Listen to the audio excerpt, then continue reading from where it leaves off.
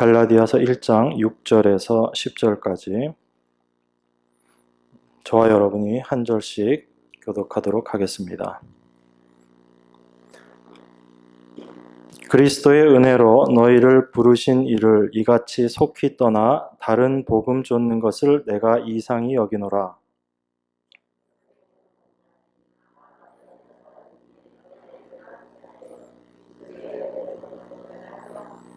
그러나 우리나 혹 하늘로부터 온 천사라도 우리가 너희에게 전한 복음 외에 다른 복음을 전하면 저주를 받을지어다.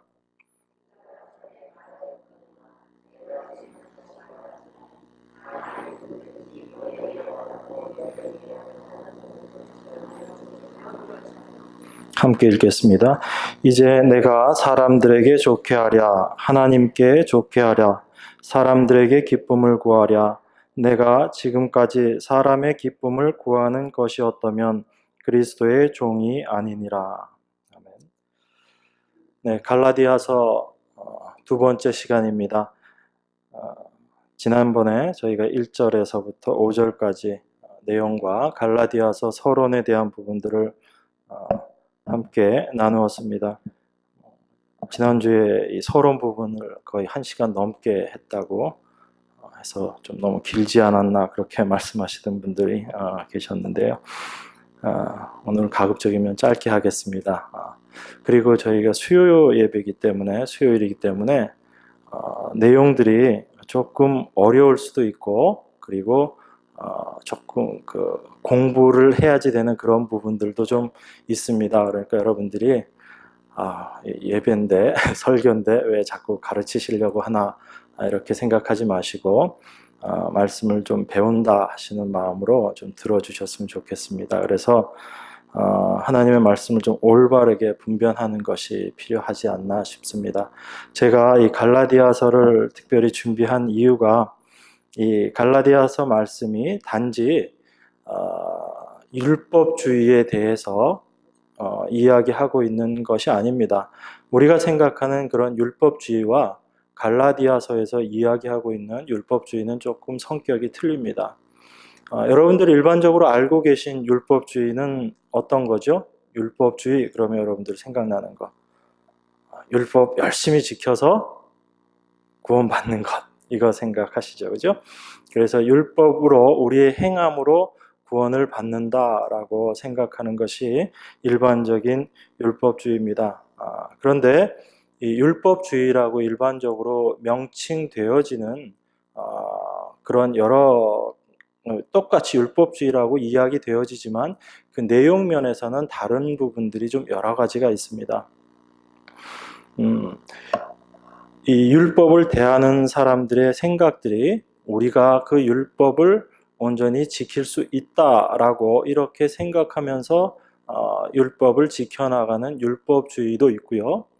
또 한쪽은 우리가 그 율법을 온전히 지킬 수는 없지만 열심히 우리가 율법을 지켜서 하나님의 뜻대로 살아야지 되겠다라고 생각하는 그러한 율법주의도 있습니다. 그렇기 때문에 율법주의가 단순히 이런 것 딱 한 가지 그렇게 생각할 수는 없습니다. 그런데 오늘 여러분들하고 저하고 이 갈라디아서 말씀을 통해서 조금 더 생각해 볼 율법주의는 제가 말씀드린 이 두 가지하고도 조금 다른 성격을 가지고 있습니다. 그래서 우리들이 믿음 안에 있다라고 하면서 말씀을 올바로 우리가 깨달았다라고 하면서도 우리 안에 실수하기 쉬운 부분들입니다. 그런데 그것이 하나님 앞에서 굉장히 중요한 부분이기 때문에 바울이 그 이야기를 하는 것입니다. 물론 이 갈라디아서에 나와 있는 표면적으로 나와 있는 율법주의는 이런 모습입니다. 예수 그리스도의 믿음, 그리스도를 믿는 믿음에다가 율법적인 행함을 더해야지 된다라는 것이 우선 여기 갈라디아서에서 표면적으로 나와 있는 율법주의의 모습이에요. 그래서 특별히 할례라는 것으로 표현되어 있습니다. 율법을 지켜 행하는 모습에서 할례라는 것, 그것을 이야기하고 있습니다. 그런데 이 갈라디아서에 나와 있는 전체적인 내용들을 쭉 공부를 하다가 보면 단순하게 어떤 율법을 지킨다라는 차원에서 바울이 그 할례 행하는 것, 그러한 유대주의자들을 비판하고 있는 것이 아니다라는 것을 우리가 좀 생각을 하게 됩니다.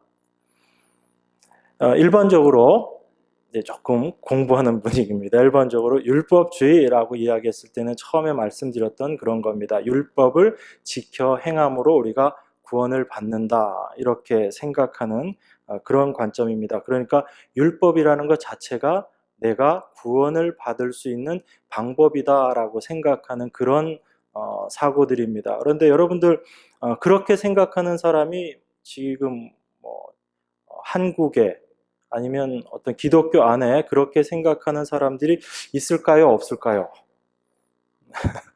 예, 없을 것 같은데 의외로 그렇게 생각하고 신앙생활 하시는 분들이 많이 있습니다. 그런데 그분들한테 다 물어봐도 말은 뭐라고 하시냐면 믿음으로 구원받지요, 이렇게 이야기들 하세요.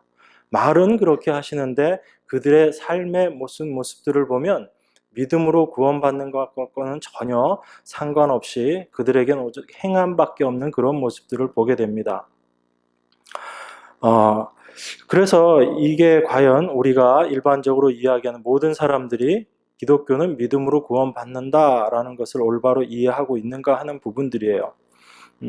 그런데 이 갈라디아서를 통해서 우리가 조금 더 생각해 볼 수 있는 것은 뭐냐면 이 갈라디아 지역에 와서 바울이 전했던 은혜로 말미암아 구원받는다라는 이러한 것에 회방을 했던 유대주의자들이 어떤 사람들인가라는 겁니다. 여기서 제가 유대주의자라고 이렇게 말씀을 드리는데 이 사람들은 그냥 유대교를 믿는 사람들은 아니에요.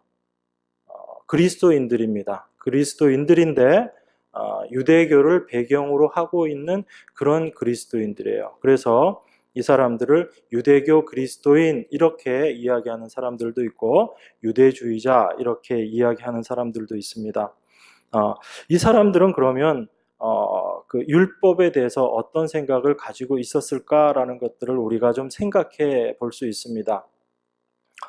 여러분들이 율법주의자다 이렇게 생각하시고 여러분 스스로 한번 생각을 해보세요. 하나님께서 어떤 율법을 주셨습니다. 그러면 여러분들이 그 율법을 받았을 때 두 가지를 생각할 수 있을 겁니다.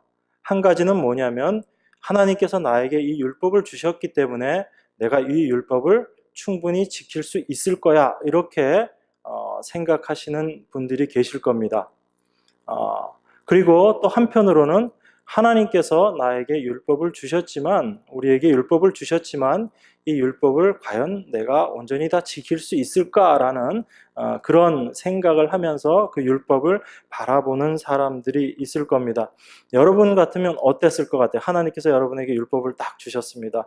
모세를 통해서 그 율법을 시내산에서 율법 주셨듯이 그렇게 여러분들에게 율법을 딱 주시면 여러분들은 어떻게 생각하셨을 것 같아요?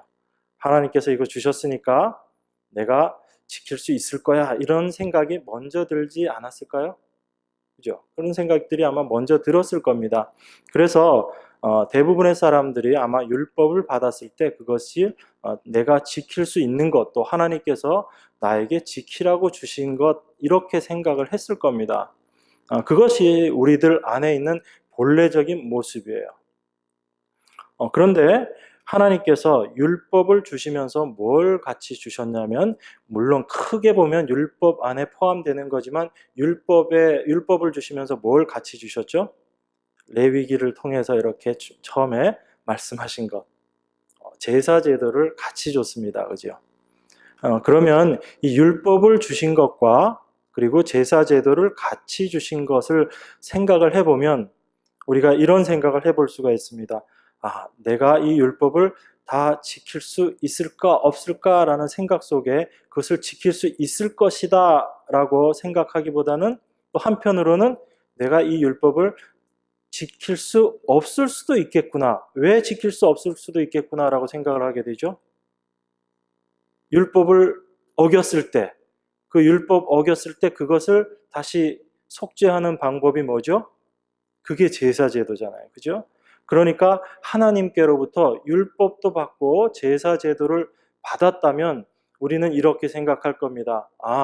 하나님께서 율법을 주셨는데 내가 이 율법을 열심히 해서 지켜야 되겠지만 그 율법을 지켜나가다가 혹시 내가 실수하면 이 제사 제도가 있기 때문에 이 제사를 통해서 내가 범했던 그 죄를 다시 사함 받을 수 있겠구나라고 그렇게 생각을 하겠죠. 그러면 그렇게 생각을 하게 되면 하나님께서 율법을 나에게 주셨는데 전체적으로 봤을 때 내가 그 율법을 지킬 수 있겠다, 없겠다? 그러니까 크게 봤을 때 율법과 제사 제도라는 걸 합쳐 놓고 봤을 때 내가 이 전체를 하나의 율법이라고 보면 내가 그 율법을 지킬 수 있겠다라고 생각하는 거죠. 이 구체적인 법률들은 내가 어길 수 있어도 그것을 어겼을 때 그것을 다시 속죄함 받을 수 있는 제사 제도까지 같이 있으니까 내가 제사를 제대로 드리면 내가 범했던 죄도 다 사함을 받기 때문에 전체적으로는 율법을 지킬 수 있겠다라고 생각하겠죠. 이해가 되시나요? 거기까지? 네, 그래서 이 율법을 받았던 이스라엘 사람이라고 표현하면 그렇죠. 유대인들이 이 율법을 받고 우리가 율법을 지킬 수 있다라고 생각했던 그 사람들의 모습이 이렇게 두 가지 정도로 생각되어지는 겁니다. 제사 제도와 함께 있기 때문에 한편으로는 내가 율법을 범할 수 있지만 율법을 지키지 못하고 죄를 지을 수 있지만 속죄하는 방법까지 하나님께서 다 주셨기 때문에 이것을 통해서 내가 율법을 다 지켜나갈 수 있을 것이다. 그렇게 생각을 했던 겁니다. 그래서 많은 유대인들이 아마 내면적으로는 그러한 생각을 가지고 율법을 지켜나갔을 겁니다.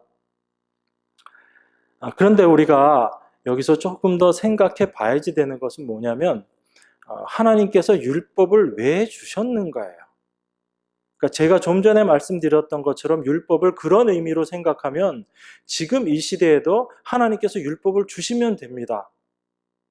그리고 제사 제도도 함께 주어졌기 때문에 우리가 율법을 하나님 말씀을 열심히 순종해서 지켜나가다가 혹시 실수해서 죄를 범하면 어떻게 하면 되죠? 네, 제사 드리면 돼요. 지금도 그렇게 신앙생활 하는 사람들이 누구예요? 네, 율법주의자. 네, 카톨릭에서 지금 그렇게 신앙생활을 하고 있잖아요. 카톨릭이 그 모습인 거거든요. 그들이 세례를 받을 때 원죄는 다 사함을 받는다고 이야기합니다. 그리고 나서 남는 건 자범죄밖에 없거든요. 내가 직접 지은 죄들. 그래서 카톨릭에서는 아주 어린 아이들이 죽었을 때 유아세례 이런 것들 얘기가 나오는 것이 죄라는 것을 행해 보기 전에 죽은 아이들한테 미리 아이들에게 유아세례를 주면 이 아이들이 혹시라도 아주 어릴 때 죽더라도 죄라는 것을 범하기 전에 그 원죄에 대한 속죄를 받아버렸기 때문에 이 아이들은 구원함을 받는다라고 그렇게 생각하는 거예요. 그러니까 그런 사고 속에서 유아세례라는 것이 있는 겁니다. 그래서 그 성당에서는 이제 고해성사 그런 것들 많이 하잖아요. 그래서 원죄는 내가 다 해결 받았는데 내가 짓고 있는 날마다 짓는 죄 이걸 어떻게 할 거냐 해가지고 특별히 내가 짓는 죄에 대해서 그것을 속함을 받기 위해서 내가 선행이라는 것을 하게 되고 또 특별한 죄들에 있어서는 내가 선행하는 걸로 되지 않기 때문에 이것은 꼭 고해를 해서 하나님께로부터 속죄함을 받아야지 된다라고 생각하기 때문에 자기 범한 죄에 대해서 고해를 하는 겁니다. 그거는 어떤 면에서는 일종의 제사라고도 볼 수 있고요. 그리고 성당에서 매주 드리는 미사, 이게 무슨 뜻이라고 알고 계시죠? 미사라는 것, 이게 제사라는 뜻이에요. 저희는 매주 예배를 드리죠. 이것도 어찌 보면 제사의 한 형태일 수도 있지만 카톨릭에서 드리는 미사는 절대적으로 제사입니다. 그래서 그 제사를 매번 반복해서 드리는 거예요. 얘기가 옆으로 좀 빠져나갔지만 그래서 하나님께서 왜 이스라엘 백성에게 율법을 주셨을까? 율법을 통해서 과연 구원 받는 것이라면 여러분 그 율법을 받기 이전에 훨씬 이전에 하나님께서 어떤 사람을 한 사람 불러냈습니다. 그죠? 그래서 그 사람 불러내서 그 사람의 믿음을 보시고 의롭다라고 이야기하셨어요. 그 사람이 누구죠? 예, 아브라함이에요. 그죠? 율법보다 벌써 400여 년 전에 아브라함이라는 사람을 하나님께서 불러내셔서 그 아브라함이 어떤 율법 지킴이나 그런 것 있기 전에 하나님께서 아브라함의 믿음을 보시고 하나님께서 아브라함에게 약속하셨던 그 약속을 아브라함이 다 믿었을 때 하나님께서 그 믿음을 보시고 그 아브라함에게 의롭다라고 말씀하셨거든요. 그러니까 하나님께서 벌써 아브라함이라는 사람을 통해서 사람이 어떻게 의로워지는가에 대해서는 이미 창세기에 얘기를 다 해놓으신 거예요. 그런데 400 수십 년 지나고 나서 모세를 통해서 다시 율법을 주십니다. 왜 하나님이 아브라함을 통해서 그렇게 의로워지는 방법을 이미 말씀하시고 나서 400여 년 지나고 나서 다시 율법을 주셨을까? 네, 감사합니다. 여러분, 만약에 이 율법을 지켜서 우리가 구원함을 받는 것이라면 굳이 아브라함이 믿음으로 의롭다 하는 칭함을 받고 나서 400년 지나고 나서 430년, 440년, 430년 지나고 나서 율법을 주면서 이 율법을 지켜서 너희들이 의로워지는 거야 라고 할 이유가 없는 거죠. 그 얘기를 갈라디아서에서 이렇게 이야기합니다. 갈라디아서 3장 17절 한번 보겠습니다. 갈라디아서 3장 17절. 찾으셨죠? 내가 이것을 말하노니 하나님의 미리 정하신 언약을 430년 후에 생긴 율법이 없이 하지 못하여 그 약속을 헛되게 하지 못하리라. 이렇게 이야기합니다. 지금 바울은 하나님께서 미리 정하신 언약이 있습니다. 그 언약이 뭐냐면 17절, 16절, 15절, 14절, 13절 쭉 이야기하고 있는 이 부분이에요. 그런데 이 언약을 미리 정하셨는데 이 언약을 430년 후에 생긴 율법이 없이 하지 못하여 그 약속을 헛되게 하지 못한다라고 이야기하고 있습니다. 그 언약이 뭐였죠? 그 언약이 바로 하나님께서 아브라함에게 복을 주시고 그리고 믿음으로 말미암아 성령의 약속을 받게 하려 하는 것이다 라고 이야기하고요. 그리고 16절에 보면 이 약속들은 아브라함과 그 자손에게 말씀하신 것인데 여럿을 가리켜 그 자손들이라 하지 아니하시고 오직 하나를 가리켜 내 자손이라 하셨으니 곧 그리스도라 이렇게 이야기합니다. 그러니까 하나님께서 아브라함에게 약속하시고 그 약속의 복을 주셨는데 약속으로 복을 주셨는데 그것이 바로 성령의 약속을 받게 하려는 것이에요. 이 9절 14절도 이상하게 해석하시는 분들은 믿음으로 말미암아 성령의 약속을 받게 하려 함이라 이래서 성령의 약속이 뭔가 좀 따로 있는 것처럼 이야기해요. 그래서 구원받고 나서도 우리가 성령으로 말미암아 약속의 것을 받아야 된다. 그래서 뭐 다른 것들이 이렇게 찾는 분들이 계신데 그거 아닙니다. 뒤에 말씀들을 계속 읽어보면 믿음으로 말미암아 성령의 약속을 받게 하려 함이라. 그리고 그 약속이 뭐냐면 바로 바로 그리스도다. 오직 하나를 가리켜 내 자손이라 하셨으니 곧 그리스도다 이렇게 이야기하고 있는 겁니다. 그러니까 하나님께서 아브라함을 통해서 약속을 주시고 그 약속을 온전히 이루실 분이 그리스도라는 거예요. 그래서 그 그리스도가 실제로 이 땅에 하나님의 아들이 이 땅에 오셔서 십자가에 못 박혀 돌아가심으로 말미암아 아브라함에게 하나님께서 하셨던 약속을 다 완성하신 거죠. 그 중간에 뭐가 들어가 있냐면 그 중간에 모세를 통해서 율법을 주신 거예요. 그러면 이 율법이라는 것은 하나님께서 아브라함에게 믿음으로 의롭게 된다라고 말씀하셨고 그 믿음은 무엇에 대한 믿음이냐면 바로 하나님께서 약속으로 주신 성령으로 우리에게 허락하실 바로 그 씨, 예수 그리스도를 상징하고 있는 것이거든요. 그런데 그 예수 그리스도가 바로 하나님께서 아브라함에게 약속하셨던 그 약속이란 말입니다. 그런데 그 중간에 율법이란 걸 하나님께서 주셨어요. 그러면 하나님께서 이 율법을 주셨다는 것은 이 율법을 통해서 너희가 의롭게 되어라, 구원을 받아라라는 그 의미는 아니다라는 거죠. 그러니까 이 율법의 의미들을 우리가 이 아브라함과 그 다음에 모세를 통해서 받은 이 율법과 아브라함의 약속이 성취된 예수 그리스도라는 이 틀 속에서 율법을 바라보게 되면 율법은 단순하게 우리가 이 율법을 지켜서 구원을 받을 수 있다라는 그런 내용이 아니다라는 겁니다. 그러면 아브라함에게 하나님께서 말씀하셨던 그 씨, 그게 누구죠? 그게 바로 그리스도예요.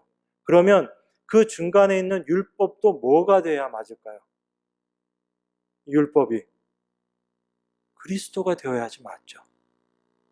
이 율법이 예수님과 동떨어진 어떤 다른 특별한 것이 율법이 아니라 이 율법조차도 바로 그리스도가 되어야지 된다라는 겁니다. 그런데 이 율법이 그리스도를 말하고 있다라는 것을 올바로 바라보지 못하니까 아브라함에게 줬던 그 믿음, 유대교 그리스도인들이 이렇게 생각한 거예요. 아, 이제 예수님께서 오셨으니까 그 예수님의 십자가로 말미암아 그것을 믿음으로 말미암아 우리가 구원함을 받는데 하나님께서 모세를 통해서 우리에게 특별히 이 율법이라는 걸 줬기 때문에 우리는 여전히 이 율법도 지켜야지 되는구나 이렇게 생각을 한 겁니다. 유대인들 입장에서는. 그런데 우리가 아브라함과 예수 그리스도의 십자가를 생각하게 되면 이 가운데 있는 율법이라는 건 바로 예수님을 이야기하고 있다는 것을 알 수 있어요. 그래서 히브리서에 보면 이렇게 이야기합니다. 히브리서 10장 10절에 보면 제가 읽겠습니다. 여러분 찾지 마시고 이 뜻을 쫓아 예수 그리스도의 몸을 단번에 들이심으로 말미암아 우리가 거룩함을 얻었노라. 12절 오직 그리스도는 죄를 위하여 한 영원한 제사를 드리시고 하나님 우편에 앉으사. 14절입니다. 저가 한 제물로 거룩하게 된 자들을 영원히 온전케 하셨느니라. 제가 지금 읽어드린 이 말씀들은 예수님께서 단번에 하나님의 뜻을 다 이루셨다라고 말씀하고 계신 겁니다. 그래서 단번에 들이심으로 말미암아 우리가 거룩함을 얻었고 그리고 그리스도는 죄를 위하여 한 번 영원한 제사를 드리셨다라고 말씀하고 있고요. 그리고 예수님께서 제물로 되심으로 말미암아 제물이 되심으로 말미암아 우리들을 영원히 온전케 하셨다라고 이야기합니다. 히브리서는요 전체적으로 무엇을 이야기하고 있냐면 예수 그리스도만으로 충분하다라는 것을 이야기하고 있어요. 예수님 외에 다른 그 어떤 것들도 필요 없다라고 이야기하는 것이 히브리서입니다. 그래서 우리가 이 율법과 제사라는 것을 자세히 살펴보면 우리는 이런 결론에 도달할 수 있습니다. 우리가 하나님께서 우리에게 주신 그 율법을 통해서 우리가 이 율법을 하나님께서 우리에게 주셨으니까 우리가 지킬 수 있어서 주신 거야 라고 그렇게 생각하는 것이 아니고 이 율법을 통해서 우리가 얼마나 죄인인가 라는 것을 고백하는 겁니다. 또 율법을 열심히 지켜보려고 하다가 그 율법을 범하게 되어서 다시금 제사를 지낼 때마다 그 속죄 제사를 계속적으로 지낼 때마다 우리 안에 들어져야 되는 생각은 뭐냐면 우리들의 불가능성이에요. 우리들의 불완전함입니다. 계속 죄를 범할 수밖에 없고 그 죄를 범함으로 말미암아 우리는 계속적인 속죄 제사를 드려야 될 수밖에 없다라는 겁니다. 그래서 우리 자신들이 얼마나 불완전한 존재인가라는 것들을 계속 발견하게 되는 것이거든요. 그러면 그런 속죄 제사를 계속 드리다가 보면 우리 안에서 드는 생각이 무엇일까요? 어떤 생각이 들까? 이 번거로운 일 좀 그만했으면 좋겠다. 좀 멈춰줬으면 좋겠다라는 거예요. 그게 아브라함을 통해서 하나님께서 보여주셨던 그 약속의 씨입니다. 그것을 이 율법을 통해서 이스라엘 백성들이 깨달아야 된다는 거예요. 내가 이 율법을 지켜보려고 애를 쓰다가 나는 율법을 지킬 수 없는 자구나라는 것을 고백하게 되고 그리고 내가 죄를 지을 때마다 그 속죄 제사를 드리면서 내가 비록 속죄 제사를 드리고 있지만 이 제사 자체도 우리가 드리고 있는 이 제사 자체도 완전한 것이 못 되는 것이구나라는 것을 깨달으라는 겁니다. 그러니까 하나님께서 아브라함에게 말씀하셨던 그 씨, 하나님의 그 약속의 완성을 이스라엘 백성들은 율법이라는 것을 통해서 그것을 바라봐야지 되는 거예요. 그래서 율법을 통해서는 우리가 죄를 깨달음이라고 바울이 로마서 말씀을 통해서 이야기하고 있는 겁니다. 그러니까 똑같은 율법을 내가 이 율법을 지켜서 의로워져야 되겠다. 내가 이 율법을 지켜서 의인이 되어야 되겠다. 내가 구원을 받아야 되겠다라고 생각하는 그것 자체가 율법을 오해하고 있었던 겁니다. 그런데 이 모습이 이 시대에도 여전히 우리들 안에 남아있다라는 겁니다. 하나님께서 율법을 주셨을 때 그 율법을 받았던 이스라엘 백성들이 첫 마디가 있어요. 뭐라고 이야기했죠? 이스라엘 백성들이 모세를 통해서 하나님께서 율법을 주시니까 이스라엘 백성들이 뭐라고 이야기했어요?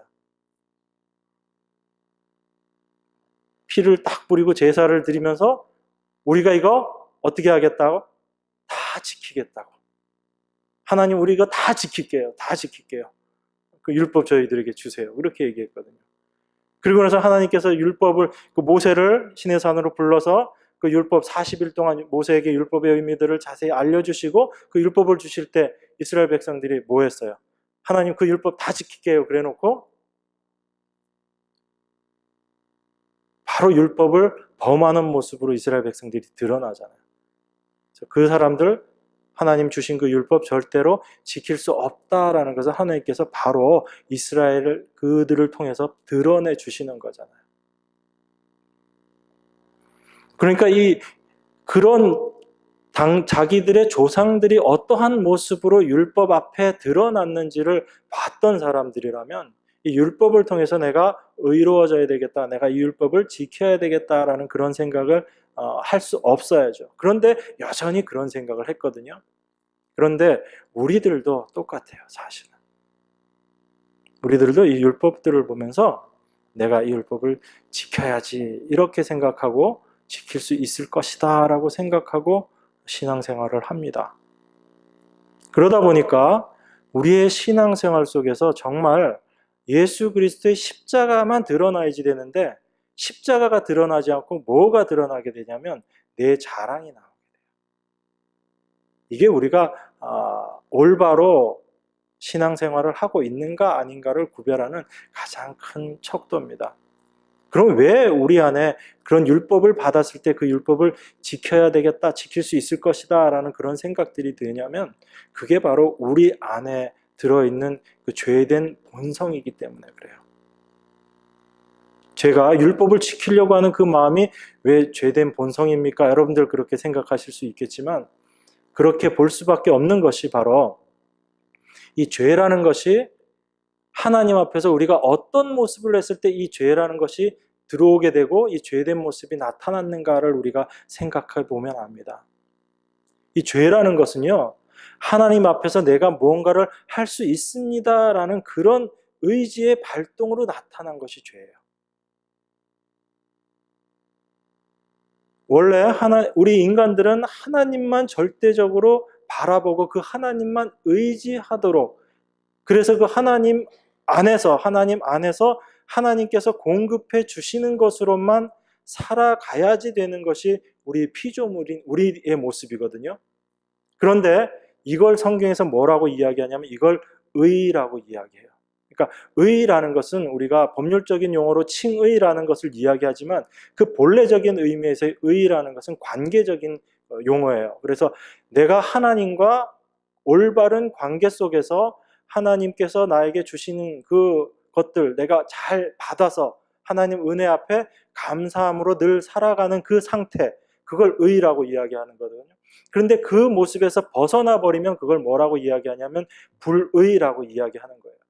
그러니까 우리 인간이 하나님께서 처음에 창조하셔서 하나님의 은혜 가운데 있을 때는 의의 모습이었죠. 그런데 그 인간이 나는 이제 하나님 없어도 돼요, 하나님 없이 내 능력, 내 힘대로 한번 살아볼게요 라고 했던 모습이 선악과를 따먹는 모습으로 나타난 겁니다. 내가 하나님처럼 되겠다, 내가 내 스스로 선악을 분별하는 자가 되어서 내가 선악을 분별하겠다는 건 무슨 얘기예요? 내가 생각해서 옳은 일이면 내가 하고, 내가 생각해서 옳지 않은 일이면 하지 않겠다. 즉 내가 하나님의 뜻을 내가 분별해서 내가 이제 뭔가를 할 수 있다라는 생각이 바로 선악을 분별하겠다라는 생각이죠. 그러니까 그 생각 자체가 바로 내가 할 수 있다라는 생각이에요. 그러니까 하나님께서 우리에게 율법을 주셨을 때 그 율법을 받고 하나님 내가 이거 지킬 수 있습니다라는 것은 단순하게 내가 그걸 지켜야 되겠다라는 그런 의지의 발동이 아니고 내 안에 있는 죄된 모습이 겉으로 드러나는 모습이라는 겁니다. 그러니까 여전히 죄 가운데 있는 우리들의 모습은 하나님의 말씀을 대하면 제일 처음 이걸 어떻게 받아들이게 돼요? 내가 지켜야지요. 이렇게 먼저 나아간다고요. 하나님은 이 말씀을 주시면서 너희들은 이거 지킬 수 없어 라고 하나님 우리에게 이걸 주시는데 우리는 이 말씀을 딱 받으면서 네 하나님 지킬게요 이렇게 얘기한다고요. 이게 누구의 모습이에요? 시내 산에서 율법을 받았던 이스라엘 백성들의 모습이잖아요. 그러니까 여러분들이 지금도 이제 우리 안에 성령이 계시기 때문에 하나님 말씀 우리가 이제 다 지킬 수 있어요. 이렇게 얘기하시면서 이 서신서에 나와 있는 바울이 얘기했던 행하라, 어떻게 하라 하는 것들을 1차적으로 말씀 보면서 이제 우리가 지켜야지라고 이렇게 나간다.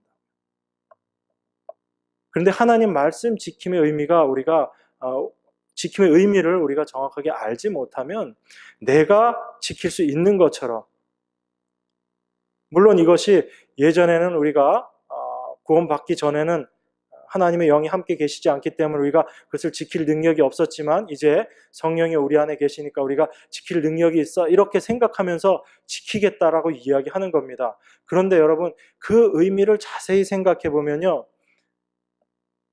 내 안에 계신 성령을 내가 도구 삼아서 하나님 말씀을 지키겠다라는 그런 이야기예요. 그 이야기 자체가. 그러니까 이거는 뭐하고 똑같은 모습이냐면 이스라엘 백성들이 내가 하나님 말씀을 지킬 수 있습니다 라고 이야기했던 그 생각이 어떤 생각이냐면 이스라엘 백성들은 특별히 자기네들이 어떤 사람이라고 생각했어요? 하나님께로부터 택함 받은 백성, 선민이라고 생각을 했습니다. 그죠? 그 하나님이 늘 이스라엘 백성들과 함께 있었어요? 함께 있지 않았어요? 함께 있었습니다. 광야에서는 구름 기둥과 불 기둥으로 늘 함께 있었고요. 그들에게는 늘 법궤가 함께 있었고 그리고 하나님께서 세우신 그런 하나님의 그 지도자들이 늘 그들과 함께 있었어요. 그래서 그들은 하나님이 늘 자기들과 함께 있었다라고 생각을 했습니다. 하나님이 우리를 택하시고 그 하나님이 우리와 함께 계시는데 그 하나님이 우리에게 율법을 주셨다면 이건 우리가 당연히 지킬 수 있는 거야 라고 그렇게 생각했거든요. 그거와 똑같은 논리에 사실은 우리가 내가 율법 지킬 수 있습니다 라고 이야기하는 그 이면에는 그런 생각들이 같이 있는 겁니다. 내가 하나님의 백성이 되었고 하나님이 택하신 백성이죠.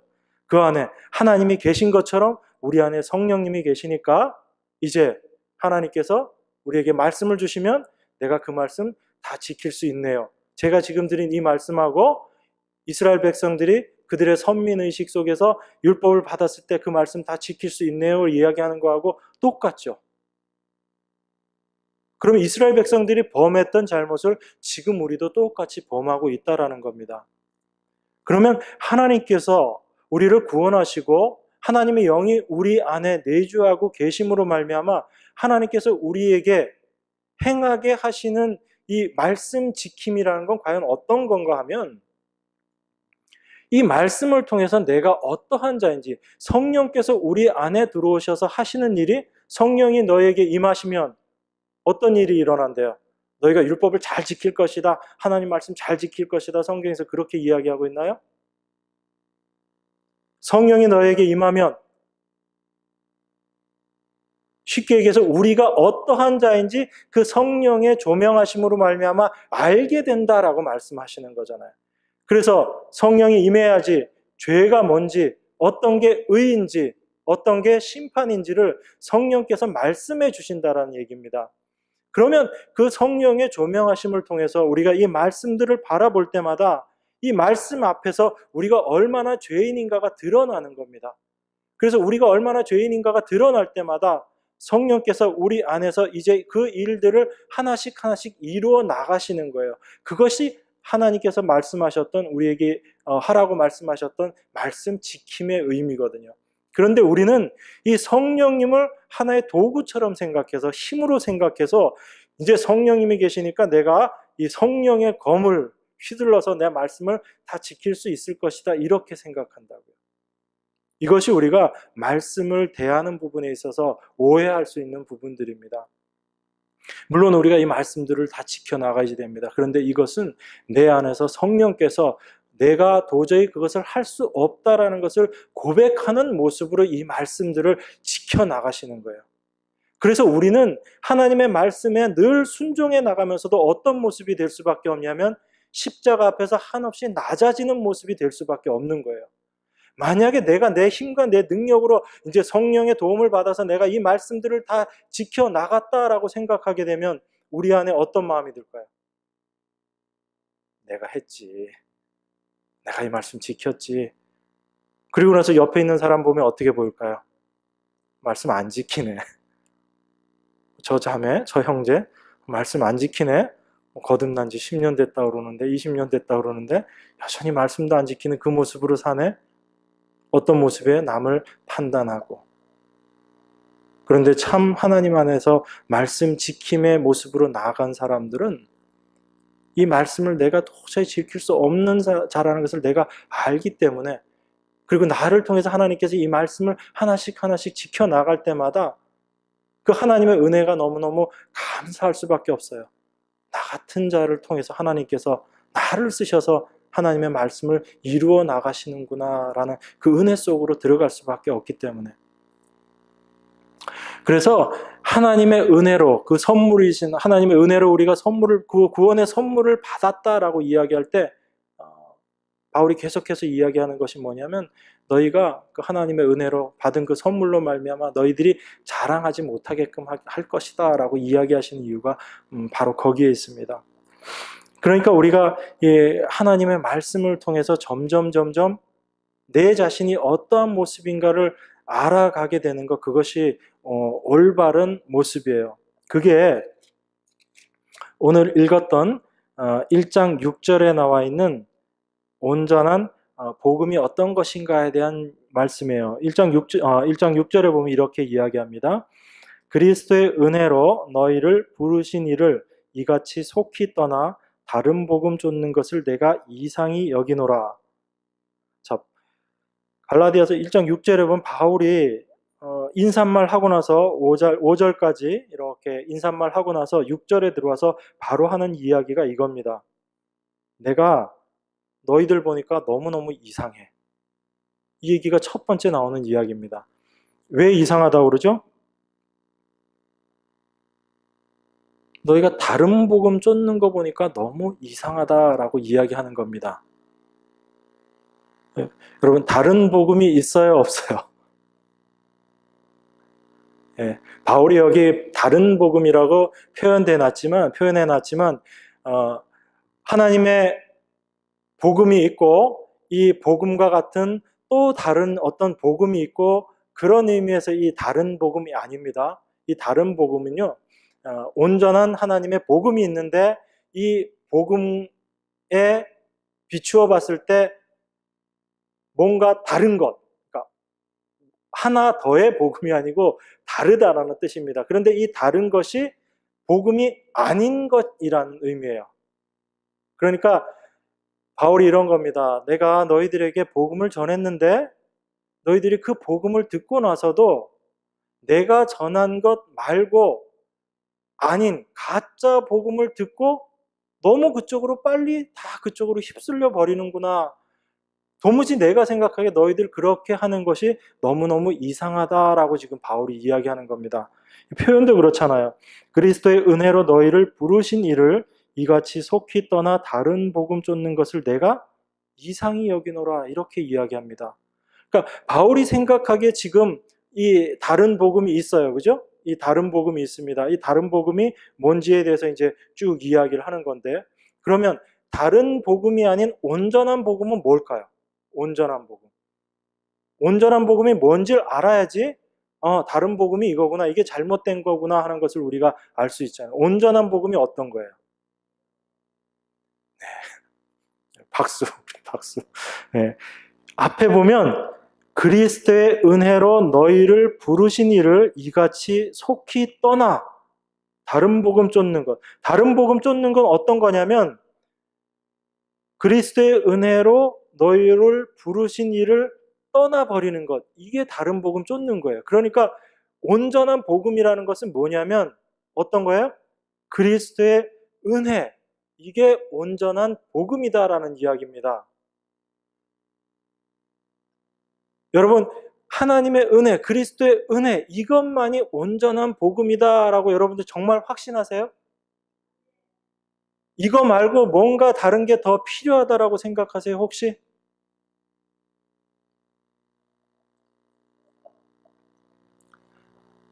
지금 여기에 보면 이 유대주의자, 다른 복음을 전하는 사람들이 전했던 게 어떤 거냐면요. 우리도 믿음으로 구원받는다라는 거 알아. 그런데 온전한 구원은 이 예수 그리스도의 대속의 믿음과 그리고 할례가 더해져야 돼 라고 이렇게 이야기하는 겁니다. 그러면 우리는 할례 그러면 이제 전체적으로 그냥 율법 이렇게 생각하니까 어떤 부정적인 생각들이 앞설 수가 있어요. 그런데 할례라는 것이 그리고 할례로 대표되는 율법이라는 것이 나쁜 거예요, 좋은 거예요? 하나님께서 율법의 내용들을 쭉 여러분들에게 주셨어요. 그죠? 율법 내용들 여러분들이 큰 거는 읽어보셨잖아요. 레위기에 통해서 율법 내용들을 읽어보셨잖아요. 그게 좋은 겁니까? 나쁜 겁니까? 좋은 거예요. 그러니까 갈라디아 사람들이 이 유대주의자들이 와가지고 이런 주장을 했을 때 그냥 쉽게 넘어갈 수밖에 없었던 이유가 여기에 있는 거예요. 만약에 뭔가 나쁜 거를 가지고 이거 더 해야지 돼라고 생각했으면 갈라디아 그 교회 사람들이 말도 안 되는 소리를 하네? 이렇게 얘기했을 겁니다. 그거 바로 배척했을 거예요. 그런데 이 사람들이 생각하기에도 괜찮은 거란 말이에요. 좋은 거라고요. 그래서 이것도 더 해야지 돼라고 얘기하니까 그냥 거기에 푸룩 넘어가 버린 거예요. 아주 쉽게. 그게 우리들의 모습인 겁니다. 바울이 지금 너희들 다른 복음 쫓는 거 내가 이상히 여기노라 라고 이렇게 표현을 하고 있지만 실질적으로 이 다른 복음의 내용들을 우리가 생각을 해보면 그들이 충분히 그렇게 매력을 느끼고 거기에 끌려갈 수밖에 없었다라는 겁니다. 제가 지난 주일에 그 번영신학, 번영복음, 고지론 이런 부분들에 대해서 말씀을 드렸어요. 그래서 하나님 믿으면 우리가 세상에서도 잘 되고 그래서 높은 위치에 올라가게 되고 그런 모습으로 우리가 그리스도를 전하게 되면 더 효율적으로 그리스도를 전할 수 있게 되지 않겠느냐 이런 부분들 여러분 한번 생각해 보세요. 여러분들이 내가 하나님 말씀을 믿는 내가 하나님의 자녀인데 내 말이 도무지 안 먹혀 들어가. 쉽게 얘기해서 세상적으로 내가 너무 좀 비천한 위치에 있기 때문에 내가 이 말을 전해도 누가 과연 내 말에 신경을 쓰지도 않는 것 같고 그런 생각을 갖고 있을 때 누군가가 와서 이렇게 이야기하는 겁니다. 여러분 왜 여러분들이 지금 그 비참한 모습을 있습니까? 여러분 하나님 잘 못 믿어서 그런 거예요. 여러분 정말 하나님 잘 믿으면 하나님께서 여러분들을 아주 높은 위치에 세상적으로도 아주 부유한 위치에 그런 사람 만들어 주실 겁니다. 그러니까 여러분 그런 사람 되게 해달라고 기도하세요. 왜 그렇게 해야 돼요? 여러분들이 그 위치까지 올라가서 하나님 말씀을 전하면 얼마나 그 말씀이 효율적으로 잘 전해지겠습니까? 이렇게 만약에 이 강단에서 이야기한다면 여러분들 그 얘기 들으면서 솔깃하지 않겠어요, 정말? 맞아. 내가 이렇게 맨날 전도해도 이렇게 도무지 열매가 없는 거는 내 모습이 이래서 그렇지, 내 지위가 이래서 그렇지, 그런 생각하면서 고민하고 있는데 앞에서 그런 얘기하면 그 말씀 그냥 이렇게 후루룩 받아들일 거 아니에요. 갈라디아 교인들이 사실은 그 모습이었다는 겁니다. 믿음만 가지고 하나님의 은혜만 가지고 살아가다 보니까 너무너무 힘든 거예요. 한편으로는. 왜 힘들어요? 내가 뭔가 할 수 있고 인간이 열심히 해서 최선을 다하면 열심히 자기 능력을 개발하면 이것도 할 수 있고 저것도 할 수 있습니다. 이게 긍정적 사고거든요. 예전에 그 로버트 슐처라는 목사님이 이거 긍정적 사고 이거 막 강조해가지고 70년대 80년대 온 교회들이 다 그래 긍정적으로 생각해야지 돼. 그래서 우리가 더 이 세상에서 큰 것들을 얻어야 돼 이렇게 얘기했거든요. 그런 사고들, 그런 생각들 가지고 우리가 하나님 믿게 되고 더 우리의 위치가 더 좋아진다라고 생각하면 갈라디아 사람들도 어찌 보면 그렇게 생각했을 수 있습니다. 맨날 하나님 앞에 십자가 앞에 나가서 나의 부족함만 바라보고 내가 죄인입니다라고 얘기하는 어찌 보면 세상적으로 보면 참 힘없고 보잘것없는 모습 같은 그 모습 속에서 뭔가 이거 지켜 행하고 이런 얘기들이 들어왔을 때 그들은 그거 그냥 아주 쉽게 받아들일 수 있었다라는 얘기예요. 이런 모습뿐만 아닙니다.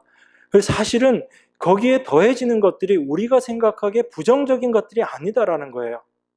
어찌 보면 우리 인간적인 생각으로는 굉장히 유익한 겁니다. 좋은 겁니다.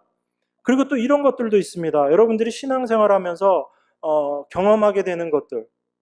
여러분들이 어느 날 이렇게 하나님 그 묵상 기도를 쭉 하면서 아주 그 영적인 깊은 것들을 경험할 때가 있어요. 그죠? 그런 것들을 경험하게 되면 갑자기 그전에는 내가 느끼지 못했던, 내가 경험하지 못했던 그런 하나님의 임재들을 막 느끼게 되고 하나님이 정말 살아계시구나, 나와 함께 계시구나 하는 것들을 우리가 경험할 때가 있어요. 그런 경험 없으셨나요? 없으셨으면 제가 제 얘기 별로 실감이 안 갈 거고.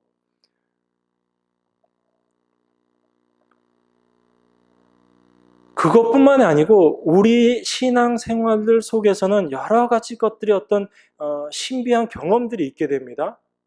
뭐 병 고치는 것들도 우리가 목격할 때도 있고 실제로 내 눈으로 그런 것들을 목격할 때도 있고 그리고 어떤 신비주의적인 그런 현상들을 우리가 그 경험하게 될 때도 있어요. 그리고 아까 뭐 기도 뭐 이런 거 말씀드렸지만 그것뿐만 아니고 어떤 다른 방법으로도 이 하나님의 임재를 막 내가 몸으로 막 짜릿짜릿할 정도로 이렇게 느끼는 그런 경험들을 할 때가 있단 말입니다. 그러다 보면 우리 마음 가운데 어떤 생각이 드냐면 내가 지금까지 하나님의 은혜 그러면서 늘 십자가 앞에서 그렇게 내 자신의 낮아짐, 내 자신의 죄인됨만을 경험하면서 살아왔던 신앙생활을 해왔던 그 모습이 별거 아닌 것처럼 느껴져요. 그리고 내가 경험했던 그게 굉장히 크게 느껴집니다. 그리고 혹시 또 주변에서 그런 이야기들을 하게 되면 그게 굉장히 실질적인 것 같이 느껴집니다. 그런데 우리가 생각하는 그런 아무리 유익된 것이고 굉장히 사실 그런 여러 가지 체험들이 이 기독교 역사 속에서도 굉장히 긍정적인 그 역할들을 했었고 이 교회사 안에서도 많은 아름다운 모습으로 드러나기도 했었어요. 그런데 그 모습들은 항상 이 성경을 통해서 어떻게 마지막에 결론 짓게 되냐면 하나님께서 특별한 상황 속에서 그런 일들을 행하시고 그 개인에게도 그런 것들을 경험케 해주셨습니다. 그런데 최종적으로 하나님께서는 그 사람이나 그 모든 시대를 통틀어서 어떤 모습으로 다시 돌아가게 되냐면 예수 그리스도의 십자가만 남는 모습으로 되돌아가시게 하는 거예요. 그래서 십자가 외에는 다른 것들을 의지하지 않게끔 하시는 겁니다. 제가 좀 전에 말씀드렸던 그런 영적인 신령한 체험들조차도 우리가 그것 자체를 믿음이라고 생각하고 있는 것에 더 플러스 시켜야 되는 특별한 경험이 있어야지 우리가 온전한 믿음 가운데로 들어간다라고 이렇게 생각해버리면 그게 바로 다른 복음이 된다라는 거예요. 바울이 갈라디아서를 통해서 지금 이야기하는 건요. 단순히 그리스도를 믿음으로 말미암아 그 믿음 플러스 할례라는 그 어떤 율법적인 행위를 더하는 것, 이것이 온전한 구원함을 받는다라는 그런 피상적인 것을 이야기하는 것뿐만 아니고 어떤 우리에게 유익된 것이라 할지라도 그것 자체가 하나의 이건 꼭 우리에게 필요해.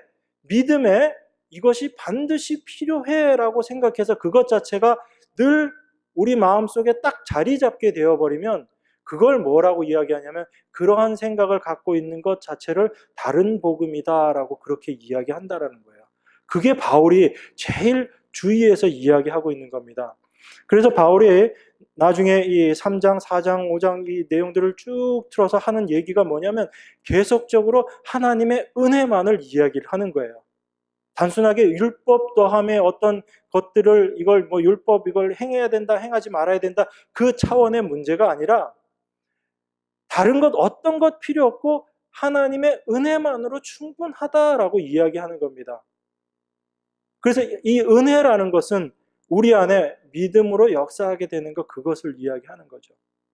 그래서 이 바울이 이야기하는 이 다른 율법 이것이 바로 그리스도의 은혜에서 벗어나서 그 은혜에다가 뭔가를 더하는 것이라는 겁니다. 그 더해지는 것은 아무리 신령한 것이라 할지라도 하나님의 은혜에다가 그것을 더하게 되면 하나님의 은혜가 되지 않는다는 거예요. 제가 드리는 이 말씀이 여러분 잘 이해가 안 되시는 것 같아서 제가 한 가지 예를 더 설명을 드릴게요. 하나님께서 율법을 주셨습니다. 그런데 이스라엘 백성들이 그 율법을 지키기 위해서 근데 율법이 뭐 몇 가지 이렇게 있는데 그 율법을 지키려다 보니까 이 율법을 우리가 좀 더 잘 지켜야 되겠다라고 이스라엘 백성들이 생각했어요. 특별히 바리새파들이 율법을 더 잘 지켜야 되겠다. 그렇게 해서 이 사람들이 고안해낸 것이 뭐냐면 하나님께서 원래 주신 율법 외에 추가로 나머지 그 장로들의 유전 뭐 이렇게 해가지고 다른 율법 비슷한 것들을 더 많이 만들었어요. 그래서 하나님이 주신 하나의 율법에 이 율법을 더 효율적으로 지키기 위해서 우리가 더 많이 지킬 수 있는 것들을 더 플러스 시켜놨어요. 그러면 이 율법하고 그 다음에 그 외에 나머지 것들을 더 많이 해놨으니까 그 나머지 것들조차 열심히 지키려고 애쓰다 보면 이 원래 율법은 자연히 지킬 수 있을 것이다 라고 생각하겠죠. 여러분들도 그런 생각이 들죠. 원래 이건데 하나님께서 주신 거는 요거 하나인데 요거 말고 다른 것들도 우리가 더 요거 비슷한 것들을 더 만들어서 열심히 지키다 보면 당연히 하나님께서 원래 주신 거는 이건 당연히 지키지 않겠느냐 이런 생각을 한 거예요. 누가? 바리새인들이. 하나님 율법을 자기들이 제대로 지키겠다고. 그래서 하나님께서 11조 너희들이 11조 해라 율법에 11조 이야기가 나오니까 그럼 우리는 11조를 하는데 이 11조를 제대로 하기 위해서 어떻게 해야 될 건가 이거 막 고민하다가 나중에 어떻게까지 11조를 해요. 자기 텃밭에서 자라고 있는 것들까지 10분의 1을 다 11조로 바치는 거예요. 그럼 그렇게 바치다 보면 하나님이 말씀하셨던 그 11조 내라라는 그 11조에 대한 말씀을 율법을 어길까 안 어길까? 안 어기겠죠. 그죠? 그러니까 그 사람들은 그렇게 하는 것이 온전한 11조를 낼 수 있는 방법이다라고 생각해서 자기 텃밭에서 기른 것까지 거기서 11조를 내는 그런 모습으로까지 11조 내는 모습으로 나아갔단 말입니다. 그럼 과연 그 사람들이 11조를 온전히 다 냈다라고 할 수 있을까요? 하나님께서 말씀하신 11조가 단순하게 내가 가지고 있는 내가 벌은 소득의 11조 드리는 것, 10분의 1 드리는 것 이게 11조의 의미가 아니잖아요. 11조의 의미를 제대로 파고 들어가면 물질의 11조, 시간의 11조, 다시 얘기하면 내 삶의 11조 여기까지 다 포함되는 거예요. 그러면 하루 24시간 중에 2.4시간은 하나님께로 우리가 그 시간들을 써야지 되는 겁니다. 하나님을 위해서 그 시간을 써야지 되는 거예요. 그게 온전한 11조를 드리게 되는 거거든요. 여러분들이 24시간 지내시면서 내가 11조 생활을 제대로 해야 되겠다 그러면 하루에 몇 시간은 딱 떼어갖고 이거는 무조건 하나님 위해서 그 시간 써야지 되는 거예요. 물질만 내가 뭐 100만 원 벌었으니까 10만 원 내가 11조로 낸다. 이게 온전한 11조가 아니고 하나님께서 말씀하셨던 11조는 그 의미를 넘어가는 거거든요. 그러니까 이 사람들은 이 주변 거를 지켰다라고 생각하면서 본래적인 11조의 의미를 잊어버리는 겁니다. 그런데 우리가 이 믿음이라는 것에다가 뭔가를 더하는, 그것이 아무리 유익한 것이라 할지라도 그것을 더하다 보면 어떤 모습으로 가게 되냐면, 이 더한 것들을 열심히 지키려다가 가장 핵심적인 내용, 믿음이라는 것을 놓쳐버리게 되는 거예요. 다시 말씀드려서, 우리가 믿음에다가 율법 지킴을 통해서 온전함, 구원함을 받는다라고 하게 되면 우리들은 어떤 모습으로 나갈 수밖에 없냐면, 열심히 율법 지키는 모습으로 나가면서 그 믿음이라는 것 자체를 우리가 놓쳐버리게 되는 모습으로 나가는 거예요. 그게 우리들의 모습이라는 겁니다. 그래서 바울이 이걸 가지고 지적을 하는 거예요. 너희가 하나님의 은혜 외에, 하나님의 은혜라는 것은 내가 아무것도 할 수 없고 하나님께서 온전히 모든 것들을 다 하신다, 다 하셨다라는 것을 말씀하고 있는 거거든요. 그런데 거기에 벗어나서 내가 뭔가를 더해서 여기에 믿음을 더한 것, 이게 나를 온전히 구원시킬 수 있는 것이다라고 생각하는 그 생각 자체가 오히려 그 믿음이라는 것 자체, 믿음만 온전히 우리가 그 은혜로, 그것을 믿음을 우리가 은혜로 생각하고 받아들여야 되는데, 그 믿음이 은혜로서 받아들여지지 않는 거예요. 다른 것들을 행함으로 말미암아. 제가 아주 좀 열을 내면서 말씀을 드렸지만, 우리가 많은 부분에서 그런 것들로 인해서 속고 있다라는 겁니다. 그래서 바울이 이렇게 이야기하는 겁니다. 그리스도의 은혜로 너희를 부르신 이를 이같이 속히 떠나 다른 복음 쫓는 것을 내가 이상히 여기느노라. 다른 복음은 없나니 다만 어떤 사람들이 너희를 요란케 하여 그리스도의 복음을 변하려 함이라. 그러나 우리나 혹 하늘로부터 온 천사라도 우리가 너희에게 전한 복음 외에 다른 복음을 전하면 저주를 받을지어다. 이렇게 이야기합니다. 바울이 자기가 전한 복음, 물론 이것이 자기가 직접적으로 전한 복음 아니죠. 하나님께로부터 받아서 전한 복음이잖아요. 그죠? 그 온전한 믿음으로 말미암아 우리가 하나님의 온전한 구원함을 얻는다라는 이 복음, 이 복음에 대해서 다른 어떤 누구도 여기에 이것과 다른 것들을 전하게 된다면, 여기에 뭔가를 더한다든지 이것을 변형시킨다든지 그렇게 해서 전한다고 하게 되면 저주를 받을 거다라고 이야기하면서 그 저주 받을 대상에 누구까지 포함을 시켜요? 자기 자신도 포함을 시키는 거예요. 내가 이렇게 하나님의 말씀을 듣고 너희들에게 복음을 전해줬는데 혹시라도 내가 그렇게 전한 거에 다르게 이야기한다면 나도 저주를 받을 거야 라고 그렇게 이야기하는 겁니다. 이 똑같은 저주라는 단어를 바울이 어디에서 또 쓰냐면 로마서에서 내가 이 하나님의 온전한 복음으로 말미암아 너희들 다 구원해내기를 원하는데 얼만큼 내가 간절한 마음으로 구원해내기를 원하느냐, 내가 오히려 저주를 받아서 내가 멸망하더라도 내 형제자매들이 구원받기를 원한다라고 그런 간절함으로 이야기하면서 했던 이 표현이 저주라는 거예요. 그리고 이게 구약에 가면 이 저주라는 단어가 구약 히브리어에서는 어떤 단어하고 똑같은 단어로 쓰였냐면 멸절시킨다라는 그 단어하고 똑같은 단어로 이 저주라는 단어가 쓰인 거예요. 그래서 가나안 땅에 들어가면 그곳에서 하는 7 족속 다 멸절시켜라 하나님께서 명령하셨을 때 그 멸절이라는 히브리어 단어가 헬라어 쪽에서 사용됐을 땐 이 저주라는 단어하고 똑같은 단어를 쓴 겁니다. 그러니까 이 내가 저주를 받는다, 이 다른 복음을 전하는 자에게 저주가 있을 거다라고 말씀하는 건 뭐냐면 하나님께서 완전히 그 사람을 없애버릴 정도로 그런 아주 철저한 부분들을 이야기하는 겁니다.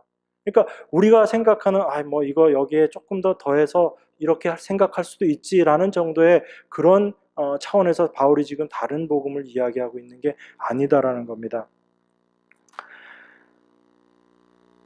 그래서 그러나 8절, 그러나 우리나 혹 하늘로부터 온 천사라도 우리가 너희에게 전한 복음 외에 다른 복음을 전하면 저주를 받을지어다. 이렇게 이야기하는 거예요. 굉장히 무서운 말씀이죠. 자, 9절, 10절 보겠습니다. 우리가 전에 말하였거니와 내가 지금 다시 말하노니 만일 누구든지 너희의 받은 것 외에 다른 복음을 전하면 저주를 받을지어다. 10절, 이제 내가 사람들에게 좋게 하랴 하나님께 좋게 하랴 사람들에게 기쁨을 구하랴 내가 지금까지 사람의 기쁨을 구하는 것이었다면 그리스도의 종이 아니니라. 이렇게 이야기합니다. 이 다른 복음의 핵심적인 또 다른 면을 지금 이야기하고 있는 거예요. 바로 이 다른 복음은 어떤 모습으로 드러나냐면 사람을 좋게 하는, 사람에게 기쁨을 구하는 그 모습으로 다른 복음이 나타난다라는 이야기입니다. 하나님만을 과연 기쁘게 하는 복음이냐, 아니면 우리 사람에게도 기쁨을 주는 복음이냐, 과연 사람에게, 우리들에게 우리를 좋게 하는 것이고 우리에게 기쁨을 주는 것이라면 이건 다른 복음이다라는 이야기입니다. 그러니까 우리가 이것도 오해해가지고 그럼 우리들한테 좋게 하는 건 무조건 다 나쁜 거고 우리가 서로에게 잘하고 잘 대하고 기쁘게 해주는 거는 다 잘못된 것이냐, 그 의미가 아니고 바로 우리의 육의 요구들을 충족시키고 우리의 그러한 모습들을 만족해 하는 그런 복음이라면, 뭔가 섞여 들어가서 그것이 나를 만족해 하고 나를 기쁘게 하는 것이라면 이것은 아니다라는 이야기예요. 참 하나님의 복음은 어찌 보면 우리로 하여금 우리의 가슴이 찢어지게 만들고 우리를 애통하게 만들고 그 십자가 앞에서 우리가 어떠한 자인지 아주 그냥 다 발가벗겨서 드러나게 하시는 그런 애통함의 모습으로 우리 자신을 절대로 의지하지 못하게 하는 그런 모습으로 하나님의 은혜가 우리에게 임하는 것입니다. 여기에 떠나서 나를 기쁘게 하는 그런 십자가라면, 나를 좋게 하는 그런 십자가라면 그것은 바울이 이야기하는 다른 복음일 수 있다라는 것입니다. 그래서 우리는 늘 하나님의 십자가 앞에 이렇게 낮아진 모습으로 내려갈 수밖에 없는 거예요. 갈라디아서 3장 13절을 한번 읽고 말씀 마치도록 하겠습니다. 3장 13절입니다. 다 같이 읽을까요? 시작. 그리스도께서 우리를 위하여 저주를 받은 바 되사 율법의 저주에서 우리를 속량하셨으니 기록된 바 나무에 달린 자마다 저주 아래 있는 자라 하였음이라. 이것이 바울이 이야기하는 복음의 핵심적인 모습이에요. 우리가 바로 예수 그리스도의 십자가 앞에 나갈 때마다 그 예수님께서 우리의 저주를 대신 짊어지시고 십자가에 못 박혀 우리 죄를 다 대속해 주셨구나라는 그것이 늘 그 십자가 앞에서 발견되어져야 되는 겁니다. 왜냐하면 바로 내가 하나님께로부터 나의 저주, 내가 저주받아서 달려야 될 십자가가 바로 그것인데 그 저주를 예수님께서 대신 받으신 거예요. 죄도 없으신 분이 그 저주를 대신 받으시고 십자가에서 달려 돌아가신 겁니다. 그러니까 우리가 그 십자가를 볼 때마다 우리는 그 모습을 발견하게 되는 거예요.